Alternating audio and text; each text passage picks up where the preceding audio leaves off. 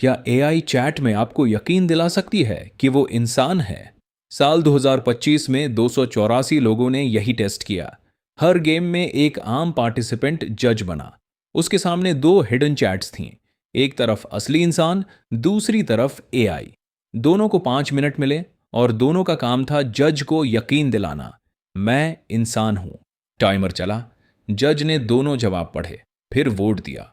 सारे गेम्स गिने गए। पर्दा उठा। एक खास किरदार वाले जीपीटी 4.5 को 73% गेम्स में इंसान चुना गया। उसे बस इतना बताया गया था, यंग, इंट्रोवर्ट, कैजुअल। चलो इसे बच्चू कहते हैं। बच्चू ने केवल जवाब नहीं, इंसान लगने का अंदाज बदला। एआई इंसान जैसी बात कर सकती है, पर क्या वो इंसान की तरह सोचती भी है? या उसने हमारी पहचान की चाबी कॉपी की? तो इस चाबी के अंदर था क्या? Perfect knowledge? कोई सीक्रेट पासवर्ड? नहीं। टेस्ट में लोग अपनी मर्जी के सवाल पूछ सकते थे। कुछ ने फैक्ट्स चेक किए, कुछ ने रीजनिंग, लेकिन बहुत से फैसले छोटी चीजों पर टिके थे। जवाब कितना डायरेक्ट है, ओपिनियन है या नहीं, छोटा जोक, छोटा टाइपो, थोड़ी पर्सनल डिटेल, वीकेंड का प्लान, शायद घर पर। लोग बहुत पकाते हैं यार। ये कोई जीनियस आंसर नहीं है, लेकिन सुनते ही दिमाग कहता है, हाँ, इसके पीछे कोई इंसान बैठा है। हम ग्रामर नहीं पहचान रहे थे, हम पर्सनालिटी पहचानने की कोशिश कर रहे थे, और बच्चों को यही एक्टिंग करनी थी। अब रिसर्चर्स ने वही जीपीटी 4.5 बिना उस ह्यूमन पर्सोना के चलाया। रिजल्ट सिर्फ 36%। वही मॉडल, वही टेस्ट, वही 5 मिनट। किरदार वाला कार्ड मिला 73, कार्ड हटाया 36। बच्चों को नया ब्रेन नहीं मिला था, उसे डायरेक्शन मिली थी। जैसे एक्टर को बोलो डॉक्टर बनो, तो उसका असली दिमाग नहीं बदलता, उसकी चाल, टोन और वर्ड्स बदलते हैं। पर्सोना ने बच्चू को इंसान नहीं बनाया, उसने सीखे हुए ह्यूमन पैटर्न्स में से एक रास्ता चुन दिया। लेकिन ये पैटर्न्स आए कहाँ से?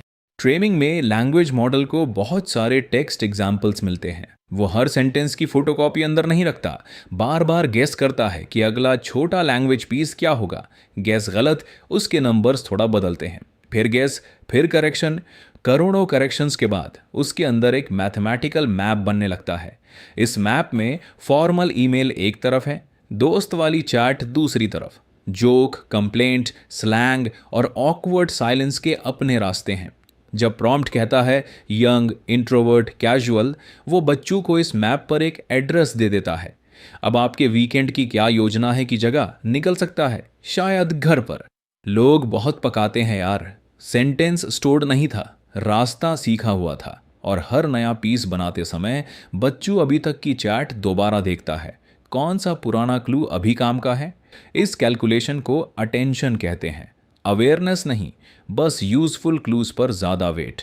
फिर नेक्स्ट पीस, फिर अगला, और देखते देखते एक ह्यूमन साउंडिंग रिप्लाई तैयार। लेकिन ह्यूमन साउंडिंग रिप्लाई और ह्यूमन माइंड एक ही चीज है। यही कंफ्यूजन एलन ट्यूरिंग ने 1950 में देखी थी। उन्होंने पूछा, क्या मशीन सोच सकती है? फिर खुद ही प्रॉब्लम पकड़ ली।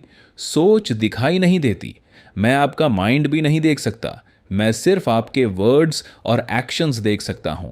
इसलिए ट्यूरिंग ने सवाल बदला, मशीन के अंदर क्या है ये गेस मत करो, कॉन्वर्सेशन में देखो, क्या वो इंसान की कन्विंसिंग इमिटेशन कर सकती है। 2025 का टेस्ट इसी विजिबल परफॉर्मेंस को माप रहा था। वो स्टेज पर क्या दिखा ये बताता है, बैक स्टेज क्या महसूस हुआ ये नहीं। और यही कहानी पलटती है। टेस्ट सिर्फ बच्चों का नहीं था, जज का भी था, हमारा भी। वार्म टोन तो शायद फ्रेंड, कॉन्फिडेंट आंसर तो शायद एक्सपर्ट, छोटा टाइपो तो डेफिनेटली ह्यूमन। बस सोल कंफर्म्ड। हमारा दिमाग स्पीड के लिए शॉर्टकट्स बनाता है, रोजमर्रा में ये शॉर्टकट्स काम आते हैं।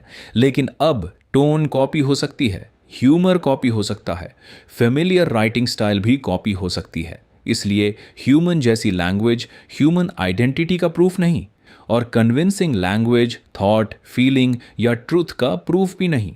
बच्चू झूठा इंसान नहीं बना, उसने बस वो चाबी कॉपी की जिससे हम ट्रस्ट का दरवाज़ा खोलते हैं। इसका मतलब हर चैट पर शक करना नहीं है। रूल बहुत सिंपल है, फील को क्लू समझो, प्रूफ नहीं। अगर किसी सेव्ड कॉन्टैक्ट से अर्जेंट पेमेंट मैसेज आए, उसी चैट में और सवाल पूछना इंडिपेंडेंट प्रूफ नहीं है। अकाउंट किसी और के हाथ में हो सकता है। कॉन्वर्सेशन से बाहर निकलो, उस इंसान को उस नंबर या चैनल पर कांटेक्ट करो जिसे आप मैसेज आने से पहले से जानते हो। और एआई कोई सोर्स दे तो लिंक का चेहरा मत देखो, सोर्स खोलो। क्लेम सच में अंदर लिखा है या नहीं चेक करो। आइडेंटिटी को बाहर वेरीफाई करो, क्लेम को सोर्स के अंदर वेरीफाई करो। अब टेस्ट रूम में वापस चलो। क्या एआई चैट में आपको यकीन दिला सकती है कि वो इंसान है? इस शॉर्ट टेक्स्ट टेस्ट में हाँ, लेकिन बच्चू इंसान नहीं बना। उसने इंसान जैसी चैट के सिग्नल्स कॉपी किए। पर्सोना के साथ 73%, बिना पर्सोना 36%। आपका नया सवाल कौन ह्यूमन लगता है नहीं है, सवाल है मैं इसे वेरीफाई कैसे करूं। और नेक्स्ट एपिसोड में बच्चू को कटघरे में खड़ा करेंगे, क्योंकि अगर कॉन्फिडेंस ह्यूमन लगे तो क्या बात सच भी होगी?